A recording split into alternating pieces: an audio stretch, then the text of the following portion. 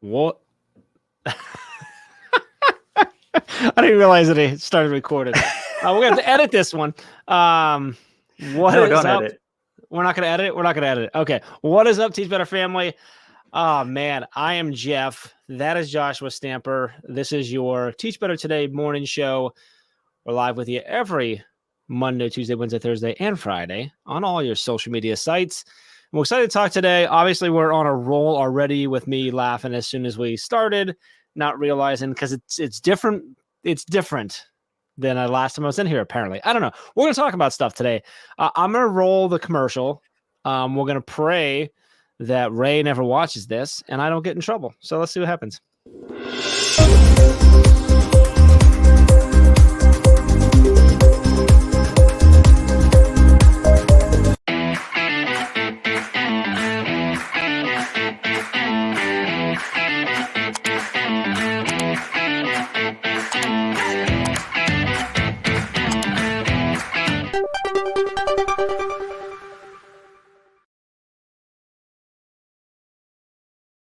All right, welcome back. We are live.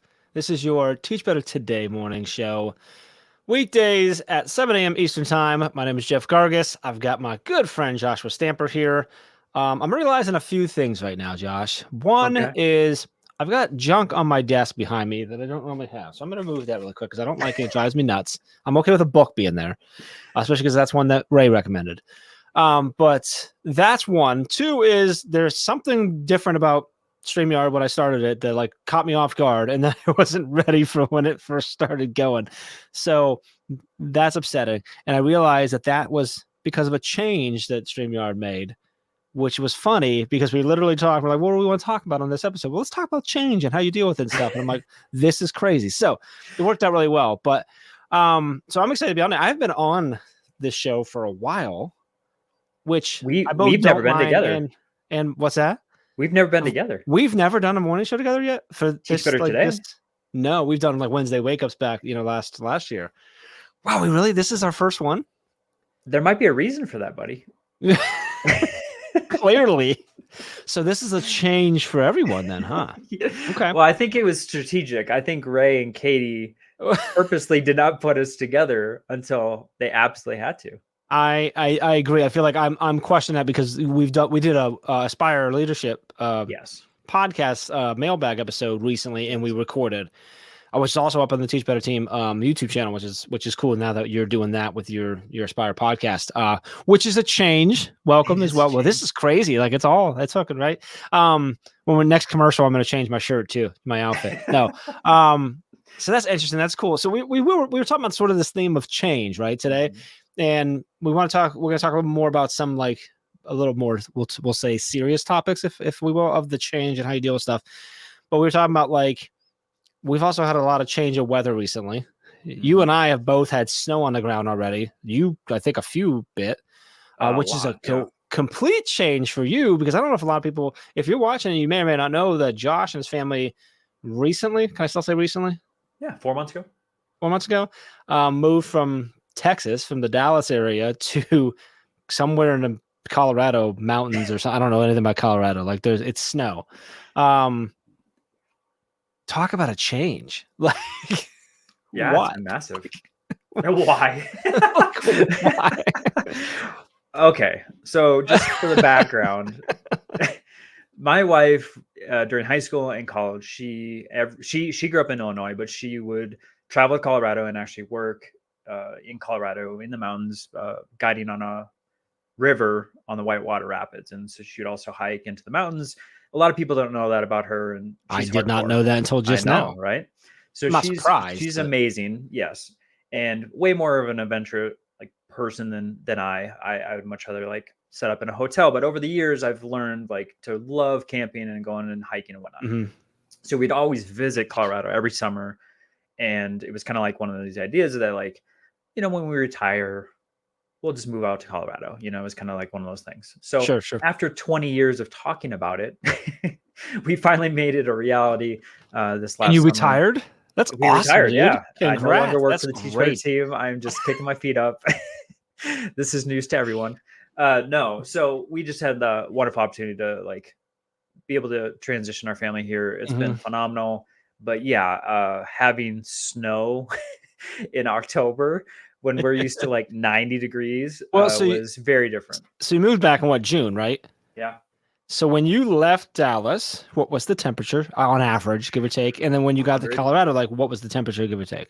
Oh, it was beautiful. Yeah, it was very different. It was like 80. It was like a 20-degree difference. But the thing about Colorado too that is very different than Texas, and a lot of folks don't realize this, is in Texas it stays hot 24 hours. So for instance, like Yeah, when we first it's moved to Texas, I went to a midnight showing of a movie. We got out at like 2 in the morning and it was still over 100 degrees. yeah, yeah, like your high to low is like 3 degrees. Or, Yeah. like It never changes where you like don't get when that you nighttime go cool down to in yeah. Ohio or Minnesota or Colorado, Yeah. like it will decrease by 20 or 30 degrees as the sun goes down. And I forgot how much I missed that A cooler change, night, not yeah. only in the day, but then also like the seasonal change too, like the leaves Yeah. changing and snow. Like my kids have never experienced snow before, like real snow. That's Yeah. cool. So like when it dumped on us, and the snow only was here for a couple days, but like Sure. they went sledding and they were building snowmen and they were having snowball fights. So just to see them experience that, and I even like post on Instagram on my stories like my 1-year-old experiencing snow for the first time, and just the Mhm. face was really cool to like experience that. So it's been a lot of fun. I know some people. I mean, Katie Miglin has shared She on hates the change of snow. she adamantly hates the snow. But for me, like growing up in Minnesota, that was I had so many fond memories of playing in the snow as a kid, and like Yeah. to have Yeah. kids get to experience that. That's pretty fun. Yeah, it's been we've had have you just had the one snowfall so far? That we had Yep. one snowfall and I didn't know it was coming. Like I woke up, I opened the door to take my dog outside, and like it had been like it was like 50 the day before. Yeah. And I walk out and I open the door, I'm like, okay, like there's snow everywhere. Like not it Mhm. was, I mean, covered, not thick, and it was gone like again after a day or two. But like Sure. we had, I'm like, okay, crazy. Now then it was, 60 something 2 days ago. But yeah, so it's Right. really interesting. But I think one of the cool things here, and I'm assuming, I don't know, you don't get this in Texas, but you get the leaf change in Texas like you do? Oh no, No, no. right? Like they just everything dies, right? It's very quick. It's like, yeah, the change is The leaves don't change; late they just burn off. November, early December. Yeah, they Yeah, like someone was we like, just "Oh, the have humidity is high in Dallas." I'm like, "Yeah, that's true, but like it's so hot that everything turns brown." yeah. Like, See, we just had the other day. When was it? We were driving home. I think it was Saturday or something. And oh yeah, we were driving. I was driving home from took my son out to my mom's house. He was getting like some grandpa time. I'm driving back with my daughter, and she's lonely, missing her brother really quick. And I'm like, well, let's see if your cousin can come spend the night. She gets super excited, so we call. And so I go take like a detour, like a way I've never went to go pick up my niece. And so we go down some roads, some back roads that I've never gone before. And I'm talking to Amy. We got her on the phone, and I'm telling her, we're going through, and like I'm literally like gasping out loud because we're driving through by a lake, which was a nice too, but like this like canopy tunnel of red, like in the leaves. And I'm like, oh my gosh, I love that we have this here. Like a lot of people don't think about Ohio like that too, but we have a lot of really national parks and stuff, especially oh in our yeah. area here. And that's what we end up. I'm like, oh, like we're in the park. I didn't realize that we were Mhm. driving through it. It's just gorgeous. I love it. Yeah, This is Amy and I, this is our favorite time of the year.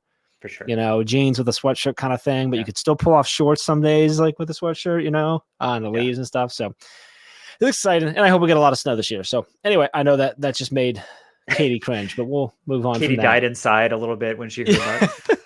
A little bit. So, all right. So I want to jump in because keeping with we're going to continue. I'm going to play a commercial. We're going to continue with the idea of change. But we're going to change it. We're going to change a little bit about how we're talking about change. Holy cow. All right, let's roll the commercial.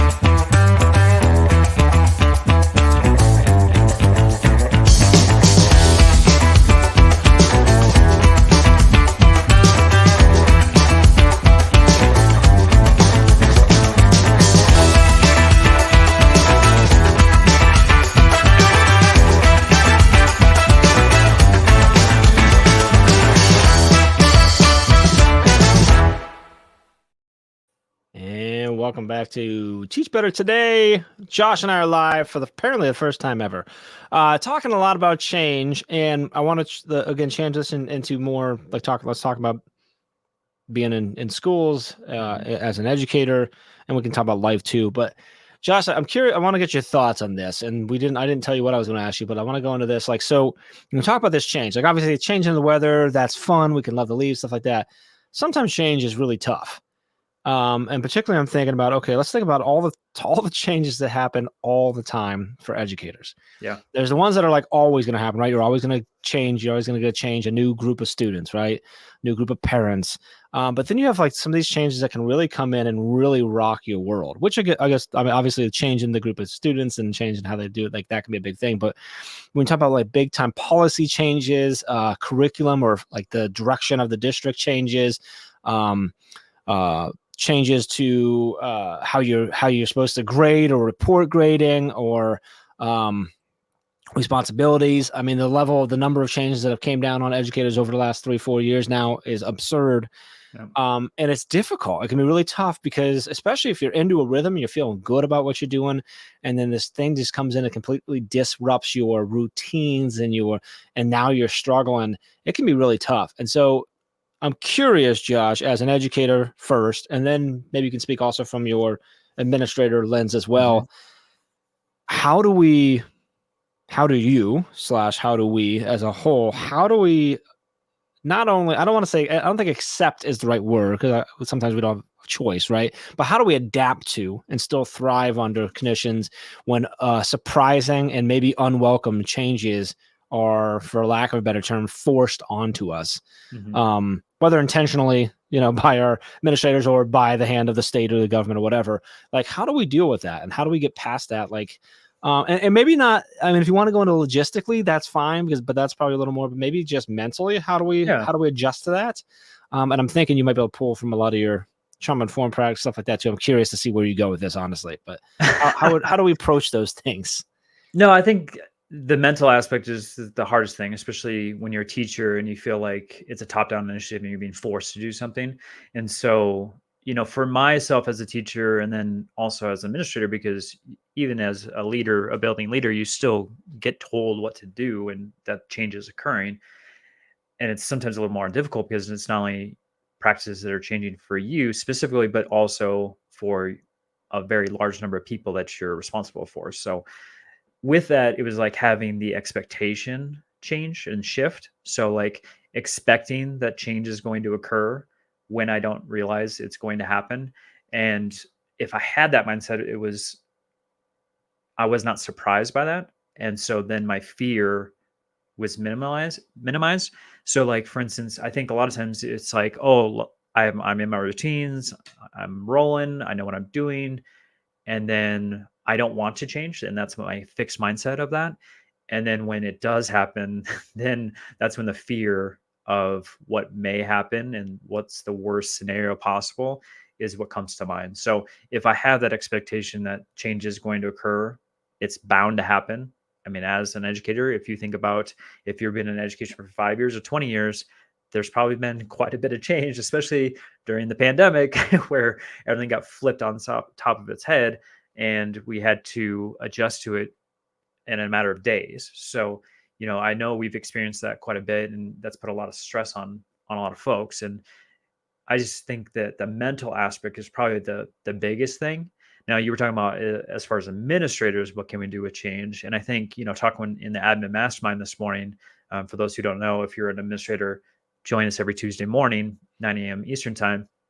But like that group was talking about change that's happening right now in their district, and how they're actually giving their teachers a platform to be able to voice not only concerns, but the fears that they have about the initiative. And if we don't identify those as a leader, then sometimes we just put our head down and try to move forward, and you're negating so much emotion and feelings from the teachers that you're probably not going to get buy-in from those folks, and that initiative is going to break down to the point where you're not going to find success. So I love the fact that our leaders are having a forum for the teachers and their staff to be able to honestly just voice their concerns, So that way they know as a leader what they need to pinpoint to make sure that when they move forward, they can address all those different things. Yeah, I love that you went there with that. And I remember during the early and honestly the mid and even late, I have to think about it, like of COVID and all the Yeah. changes. We had so many conversations with so many administrators, so many leaders that were like, What do I do?" Because everything's literally changing day to day, like minute to minute, hour out. Like, and I know that I pushed hard on several conversations that I had with them. I said, "Look, like the reality is, like a lot of this is out of your control, whether Hmm. anyone else realizes that or not. Obviously, especially with the COVID stuff. So the one thing that you can do is be their constant." And I think that's true no matter what, right? So, like, change is gonna happen. Now you may initiate the change, or you may not have a choice or whatever, but regardless of whether you initiate it as an administrator or it's being forced on you or whatever, like, you can still be that constant in the sense of providing that platform, that area, that open conversation, hearing their voices, listening to their voices, and recognizing, right? And I can't remember how you said, but like, don't not diminishing their concerns Hmm. and their Yep. fear because it's real and it's Correct. understandable. But if it's always that way, if you're always that constant, you're gonna, not saying it's gonna be easy, not saying they're not gonna be issue, but you're gonna be more likely to get through it, in my opinion. It's gonna allow them to be able to handle it, and they go, "Oh my God, what am I gonna do with this change?" At least they can hopefully go, "You know what? This is gonna suck, but I know Josh has got my back. So like, Yep. I know I can go complain to him. I know he's gonna listen to me. He might not be able to fix it, So I think that's a really good point. And then, yeah, when you were talking about like the sort of having your mind prepared for the change, I actually started thinking about, like, we wrote about this in our book, but I've talked about this a lot with our entrepreneurs and our educator club Yep. community as well, is planning to not plan. This whole theory of, like, sort of your plan should always have the preparedness and the readiness for when something, what hits the fan. And we're in an issue where it's like, okay, well, I have this plan together, but I'm ready for when Hmm. something comes in there and blows it up. Yeah. And that's my plan not to plan, because my plan's not Hmm. always going to work, right? I think the joke I made in the book is like, you spend all this time and hours and effort and energy and all this research into putting together this great lesson plan and idea and plan for a year, and on day one, it's completely changed. And I think that is such a key piece, that I think, Josh, that idea of like having yourself mentally prepared for, like, it's going to change. And you know what? I'm a good educator. I care about these kids, and I'm going to do everything I can to do right by them, regardless of what changes come my way.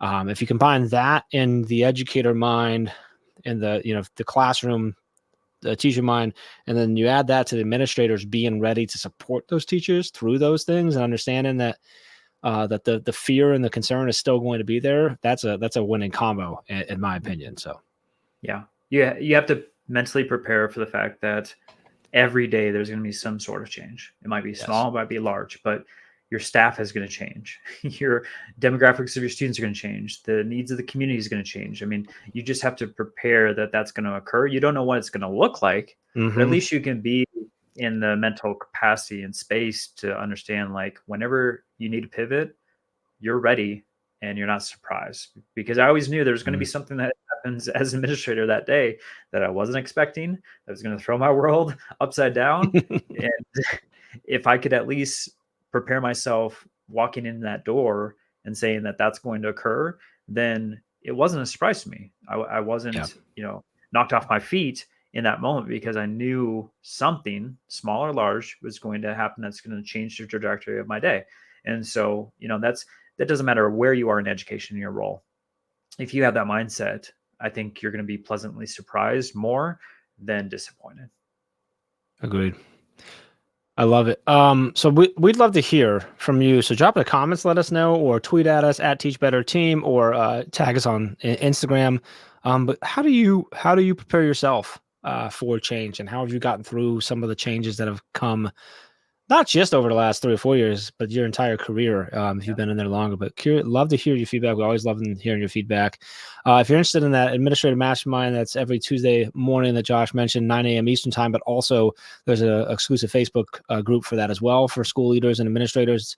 Go over to teachbetter.com/mastermind to register for that. It's all free. It'll get you the info there. So awesome, Josh. I love this. Now, the last thing we need to figure out before we go, or not before we go, but I'm going to leave it with everyone, because we'll take suggestions for this as well. How do we get it how can we instill this mindset that we're talking about in Katie Miglin for when it snows? I think that's the ultimate test. And if anybody figures that out, please let us know. It's going to be really interesting. So drop in the comments.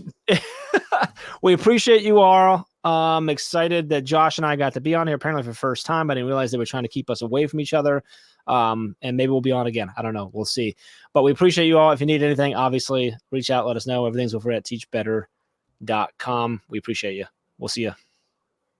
Hey, Teach Better community. Thank you so much for joining the Teach Better Today morning show every single weekday at 7 a.m. Eastern. We have so many resources for you outside of this live stream at teachbetter.com, including blogs, podcasts, and professional development that will bring our team to your school. Wherever you are listening from this morning, please make sure you are sharing and celebrating the incredible educators in this world. And hey, if you are listening over on a podcast to Teach Better Talk, we would love a 5-star review. The comments are always so entertaining. We'll see you tomorrow.